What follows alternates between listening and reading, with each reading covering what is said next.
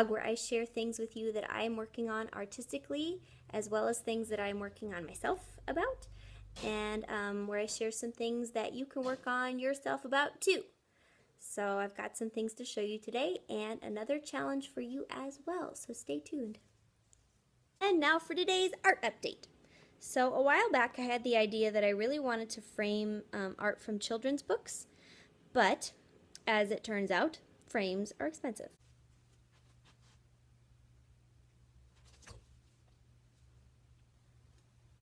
So I came up with an alternative idea that I will show you. Ta-da! The magic of a clothesline! So these are from a book that I got at the library book sale that I will show you in just a moment, of Mother Goose nursery rhymes.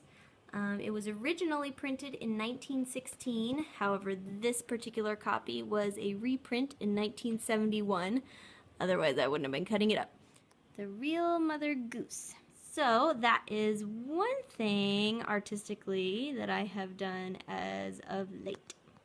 I wanted to show you another piece that I did today. It is an alcohol ink painting that I did for one of my former teachers. It's a sunflower.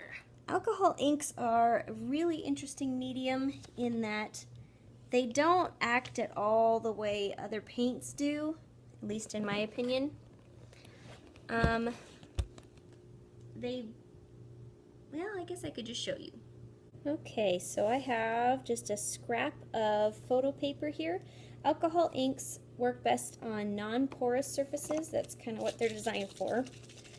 And you always have to shake them up before you use them.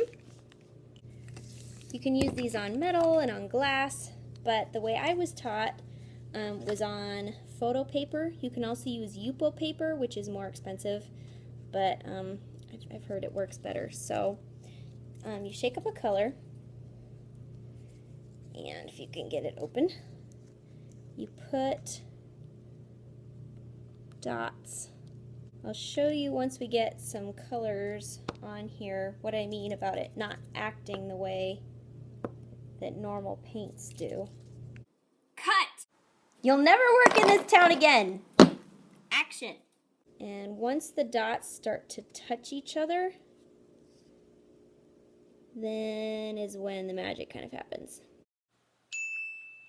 So watch the way these colors interact as they drip one through the next one. See how they kind of bleed and run, and also anytime you drip more alcohol onto it, it reanimates the ink that's on there, so nothing's ever permanently dry. You can re-wet it and it will continue to run. Let's see what it looks like with some purple on here.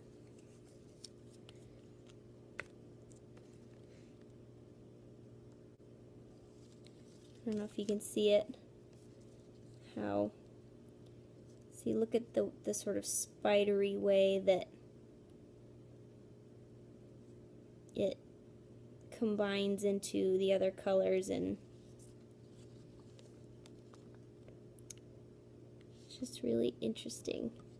So anyway, that is alcohol ink, and I don't think I've showed you guys yet. You may have seen it in the background, but I have a whole series of fairies that I have done with this particular technique that I guess I can show you now. So these are the fairies I was talking about. The wings are done with alcohol ink, obviously, and the bodies are just done with a fat permanent marker, because I really wanted the focus to be on the wings. I wanted the bodies to be very simple, just based on the shape and the outline. And I really like how dreamlike they turned out. So those are alcohol ink. We are here in my bathroom so that I can give you your challenge / my most recent life advice. What I've started doing is, even on days where I'm just going to stay at home all day, I started getting up and showering first, just like I normally do, and then I do my hair and my makeup, even though I'm probably not going to see anybody that day. Reason being, I've discovered I am way more productive if I look and feel ready to actually see live human beings than I am if I just sit around in my grubby PJs.